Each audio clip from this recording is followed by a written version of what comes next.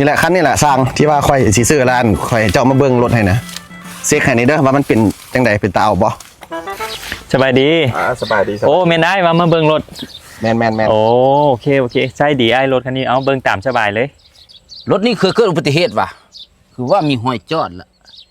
เว้นก็ไปแล้วได้นี่เนาะโอ้ไอ้รถนี้บ่ต่ำบ่ปีนน้องทำประกันแต่ว่าเรื่องห้อยแตกห้อยหยังหันขูดขีดมันก็มีตามอายุการใช้งานคือแก้วนี้ขี้หินฟงใจมันก็ต้องแตกเป็นธรรมดาอาจจากที่รถขูดรถขีดมันการใช้งานเนี่ยเนาะแต่ว่ารับประกันมันเดิมไอ้กวดเบิ่งรถไอ้เป็นช่างไอ้กวดเบิ่งบ่พอใจบ่ไหนไอ้ตำหนิเฮามาเลยเฮายินดีแปลงให้โอ้แม่นว่ะโดยไอ้เบิ่งรถกองกระล่างมันนี่เด้ตามสบายเป็นเด้อได้คันซอกคันซี่แนบเนิบมันนี่เด้โอ้คันซี่บ่โคตรไอ้เบิ่งรถหุ่นใดแถวบ้านค่อยใส่ยาง1,200หุ่นใดโอ้โธเบอร์บ่แม่นธรรมดาแล้วมันก็สิแล่นไปบ่เนาะบัดนี้อันปีกนกปีกหนูมันนี่เด้โอ้ยบ่แม่นติบ่นั่นน่ะปีกนกนี่สร้างพี่ปีกนกอยู่ลุมที่ใดแม่นวะแม่นได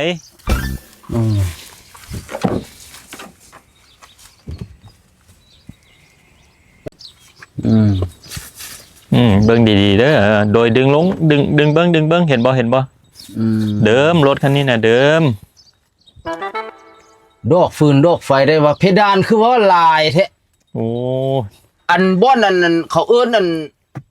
ตับโลนี้ว่ามีหัวมักเบ่งบ่แม่นรถผู้เฒ่ามาวะโอ้ยสวยช่างขี้เหล้ามาแต่บ้านไหนเนาะมาเบิ่งรถนี่คือว่าติรถกูหลายแท้กูก็สิขายให้บ่เนาะประตูนี่ก็บ่อยากแจ๊บผมว่ามันคือว่าเบี้ยวๆว่ะเบาะแล้วมันเบาะธรรมดาว่ะบ่แม่นเบาะไฟฟ้าแล้วแว่นเอาลงบ่ได้เด้แว่นน่ะแว่นมาบ่แม่นเจ้าลืมเปิดกระแจบ่อันค่อยสรุปเบิ่งโดยรวมแล้วเด้อมันก็เก่าแล้วเนาะสีก็ไปแล้วอันเบาะทางในหันก็เอาลงยากแล้วทางหน้าอันก็มีหอยอันคือมักเบ่งอยู่แล้วก็โอ้ก็รถมือ2เนาะไอ้เนาะแล้วบัดนี้ค่อยเบิ่งแหละน้ำมันคือสิกินหลายขนาดในรถนี่นะโอ้กินแท้รถนี้กินน้ำมันเด้บ่แม่นรถไฟฟ้าเนี่ยมันต้องกินน้ำมันค่อยเบิ่งสรุปเนาะอันค่อยขอจากครึ่งนึงของราคามันนี่เด้อเพราะว่ารถนี่ก็เก่าแฮงเนาะบัดนี้เอาไปก็สิได้ปัวได้แปลงก็ซ้ำเอาคนป่วยไปปัวหั่นนะมันสิได้แปลงหลายสิ่งหลายอย่างสิได้ยกอันนั้นอันนี้อีกนะโอ้เจ้าก็แม่นซ้อสุดเนาะต่อครึ่งนึงกับโพต่อครึ่งนึงตายซ้อข่อยสิบ่ได้ขายให้เจ้าแล้วจังซี่นะต่อหลายโพดการซื้อการขายมันก็ต้องมีการต่อตามสภาพมันนั่นแหละโดยรวมนะคันคือรถบักอยู่ข้างเฮือนค่อยโนคักได้มันว่าขึ้นกกไม้ใดพุ่นใดรถเจ้านี่มันสิแหงเท่ารถมันบ่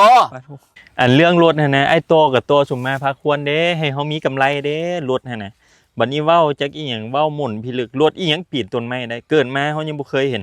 รถปีนต้นไม้ไอ้พาเฮาไปเบิ่งมึงดูรถปีนต้นไม้เป็นจังไดอันไอ้สร้างนี่นะไอ้เอามาแต่ใส่ก็นี่แหละสร้างเบิดบ้านน้องอีตัวก็มีผู้เดียวนี่แหละสร้างแปลงรถเจ้ายังบ่ฮู้ค่อยเนาะระดับขั้นเทพนะค่อยแปลงรถนี่นะเนาะตอนยังน้อยนะลายฟ้าล่าปีรถเด็กน้อยลิ้นค่อยมางได้เบิดเนาะ